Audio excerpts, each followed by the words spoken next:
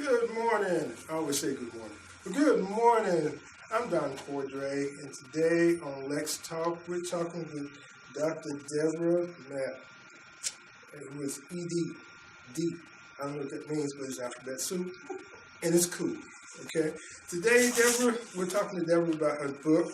It's called "You Are Your Child's Best Teacher," and my understanding is it's all about being both a friend, a teacher, and a counselor to your child or children. So today, Ms. Deborah, thank you for showing up. Thank you for coming in. We appreciate you being here. Ms. Deborah, why? I understand that you are an educator, but why did you decide to write your book? Yeah, I decided to write the book because I felt it was needed.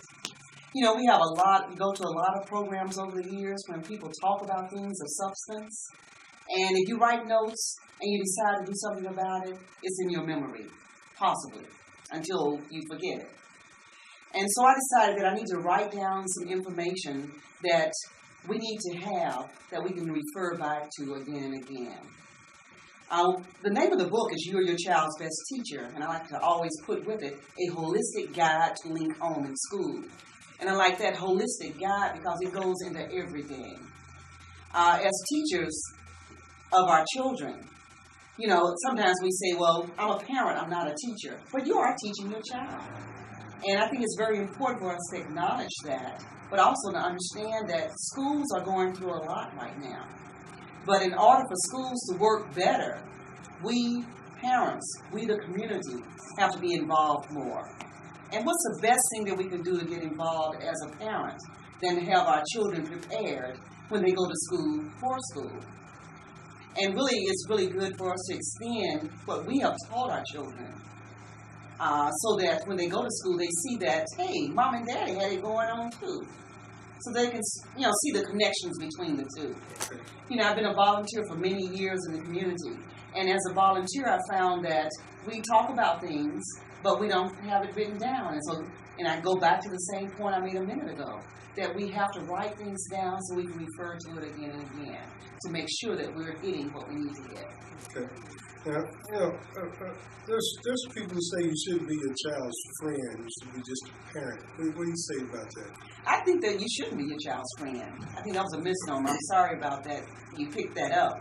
But my whole thing is that when you're a friend, you are going to be swayed by your friend. You're going to do things that they want to do sometimes that you don't want to do. And that's not a parent. Because a parent is to guide you.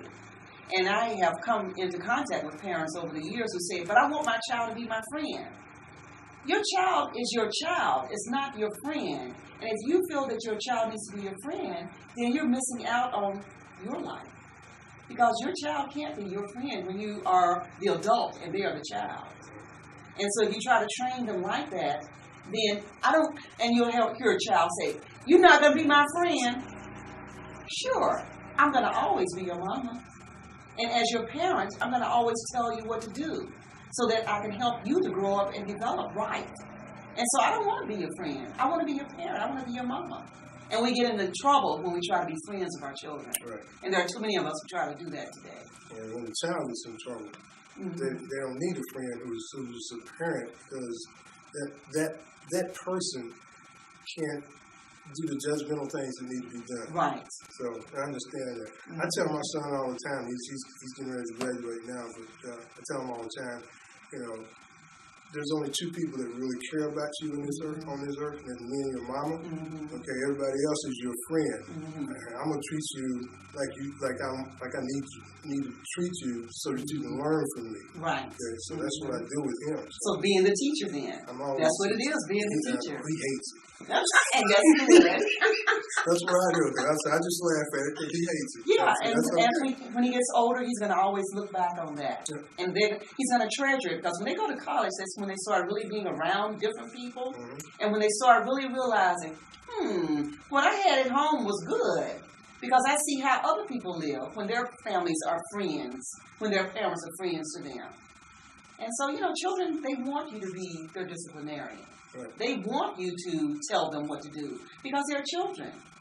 And they don't need to have adult responsibilities for their children. No. I have to catch myself every now and then because of my other children. who are all older. Yeah. And I think he's supposed to know. I have to catch myself and get back on that. Right. Now, in your book, there are several points here that I've made. Now, you go through here, I go through here, and you use definitions for different words. So I got planned smart family actions here. And I kind of like that because you took every letter and gave us something to do with that. So how did you come up with that concept? Yeah, the SMART concept is a concept that has been subscribed to over the years by a researcher. And so I have two right here, which means that it relates to someone's work. Okay. And so I don't have that with me right now because I did not put my bibliographical data in this book. It's online, and that's where you can get to it. But when you're looking at goals, they should be SMART. You know, in the past, we say, well, I have a goal that I want to meet. And that was it. We didn't have any qualifiers for that goal. But we need to have qualifiers for that. We need to be smart. We need to make sure that we're specific, it's measurable, it's achievable, it's results focused, and it's time bound.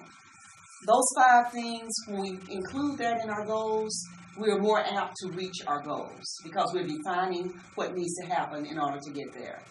And then for the next mnemonic, and these are mnemonics, when you take the first letter of a word, and I like big words, and I always use it with my students in school, and I use it with my children too, because little children like big words. They want to learn a lot. And when you use a big word, they have to figure out what it means, or and they start hearing it, and they start using it, it makes them feel really good about themselves. And so I use that mnemonic. And so family is a mnemonic that I use here because I'm talking about families in the book. And so I want our families to do this. And so the mnemonic there relates to what families can do to make sure that they achieve their goals also. I've always challenged my son. I say, if you can't spell it, don't say it.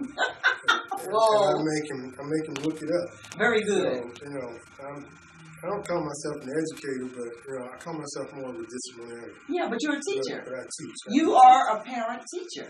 Yes, and that's what the Parent Teacher Association is all about. All right, I'm gonna go through the book with you. Okay. I'm gonna challenge you here because, like I said, I did read it. Okay. Over on 15, you actually said ask questions before making decisions. Now, when I read that, I thought about the one time that my son did get in a little trouble. Okay, and then I thought about my other boys because they got in a little trouble before. Yeah. Nothing big, but parents on the tip basically will take the other adult's side first without listening to their child. So one of the things you say, you need to ask the questions, okay? The who, what, when, and why. Yeah, I think those questions are very important. I was talking to a group of parents in Washington, D.C. In November, and one thing that I talked to them about is when you get in trouble with your children or when your children get in trouble with you and you're trying to figure out what to say because you're so astounded at their behavior, think about the 6 W's. Who, what, where, when, why, and how. And if you do that, then you're going to find out a whole lot about what your child went through without you being so perplexed. And so this is why I started out with that. Those 6 very short things, but they can start conversations that help us to understand our children better so that we know what they're really into. Right. And it's always good that, that helps the child to open up to you as an adult, parent, because you just go in and say, okay, this is what the teacher said. Right. Okay, now I'm going to punish you for that. And that kind of makes them back away from it. Right. Okay, so I get that. Okay. And so it's important for us to listen to our children. Because sometimes we hear their words, just like they don't listen to us and we don't listen to them. They hear our words and you wonder, didn't it get stuck in the middle of your ears or whatever? But sometimes we do the same thing. Our children are telling us something and our mind is on 10 different things. And today, especially with technology, we're sitting there doing our thing with our technology, not thinking about the fact that we're really not focusing in on our child. And when our child feels they're not focused in on, it really sort of hurts them. And so they have to deal with it the way they want to deal with it, which is to misbehave sometimes so that they can get your attention. Okay. I want to be my teacher. Anyway, let me ask you something. In comparison to homeschooling to regular school, what are your thoughts on that? I know we have to send kids to regular school, otherwise school won't get any money, which means that the system breaks down. Okay, so what is your thoughts on that? Yeah, I really think that, today there's an upsurge for some parents on homeschooling. Some parents wish they could homeschool, but they can't. And then some parents homeschool and are successful, and some homeschool and are not successful. So it's a whole gamut between that. But, you have to look at your child, and you have to look at your schools that you're sending your children to. If you're finding that schools are not doing what they need to be doing for your child, you need to first look at yourself. Because we can point our finger at the school, but we have 4 fingers pointing back at us. And this is why I wrote the book. You are your child's best teacher. You need to learn about everything because you are a parent. You have in your possession the most important person whose life revolves around you. And so we have to really be aware of that fact and making sure that we are doing the best that we can do for our children. But when it comes to homeschooling, I have some homeschoolers who said, this is a book that I need to buy because you're talking about stuff, you're breaking stuff down for parents so they understand more about what to do. And they like that. But at the same time, this is for teachers too, because teachers, sometimes we sort of divorce ourselves as though we don't have families at home, and we're professionals. And as a professional, I don't do that, But we come from families too.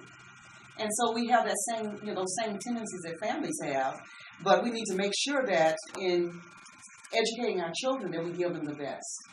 And I know that children and parents, if they decided tomorrow, if a school's not working, I'm going to take my children out of school and I'm going to homeschool them.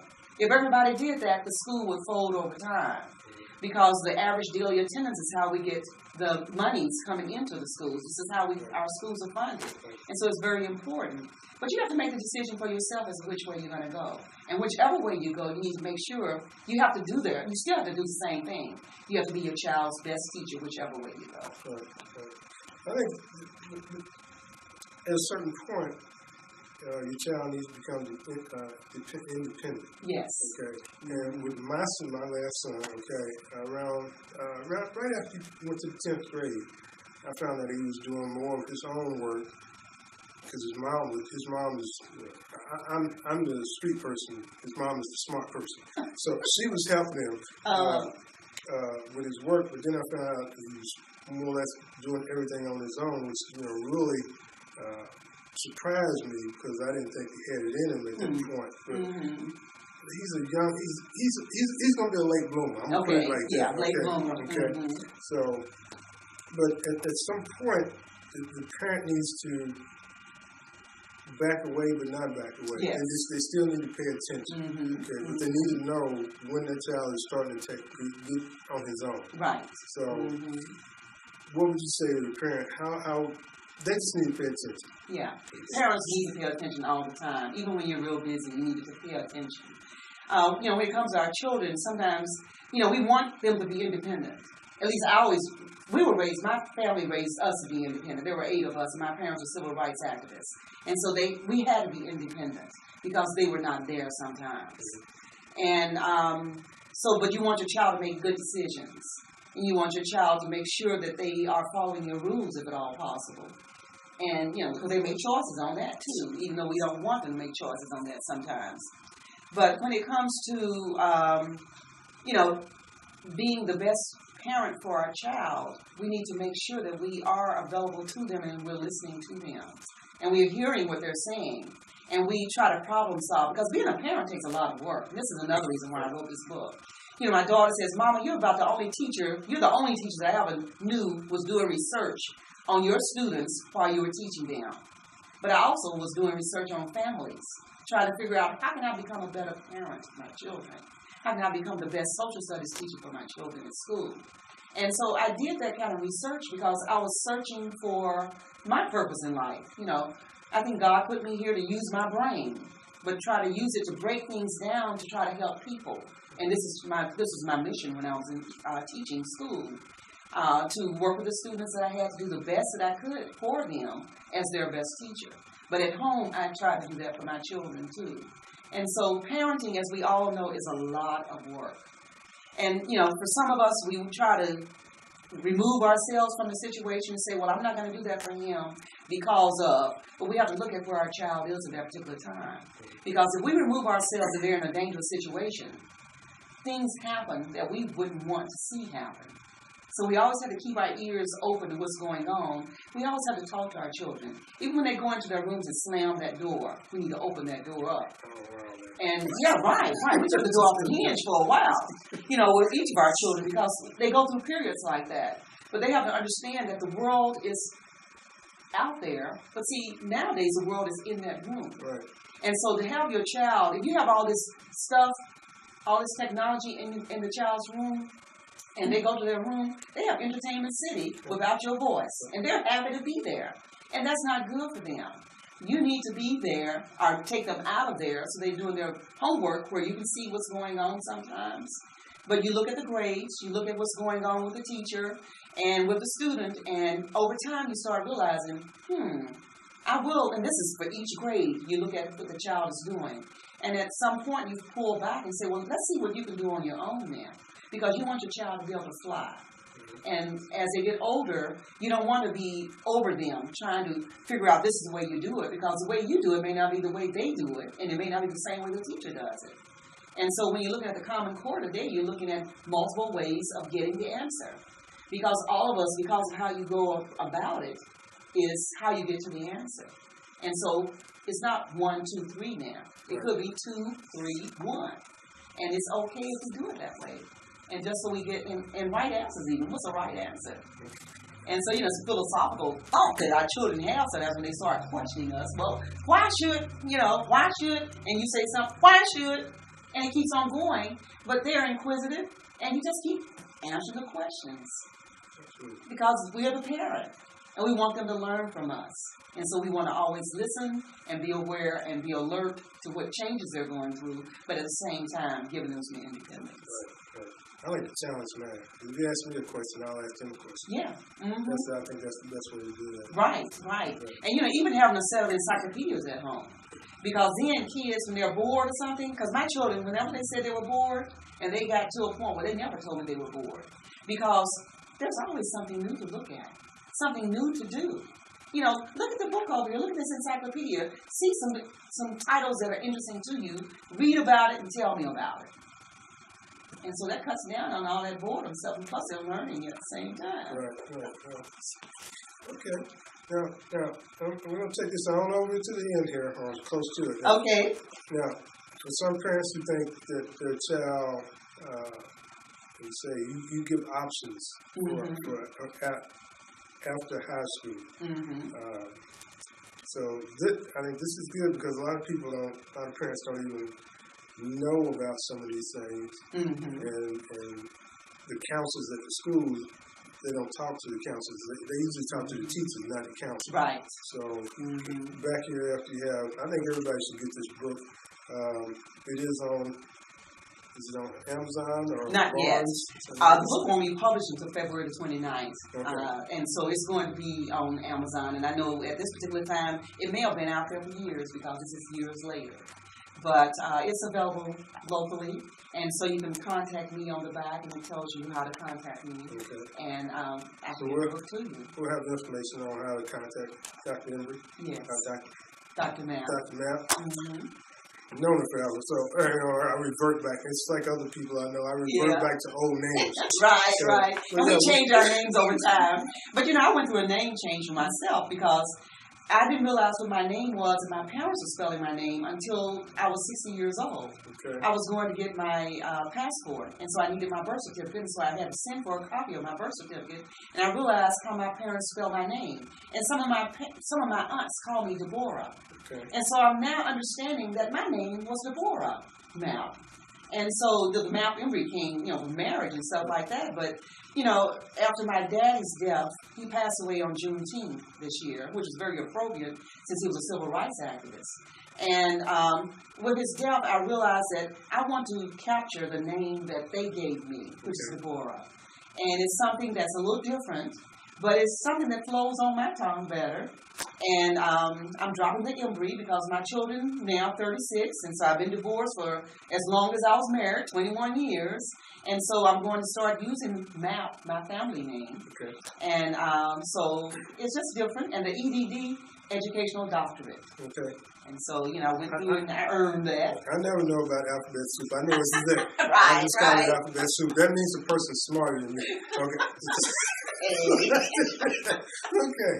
But like I said, we'll have some information on at the end of the video about the book. And Dr. Mapp, I do appreciate you coming in. Thank you very much, Good to sir. see you again. And, she is going to have her own show.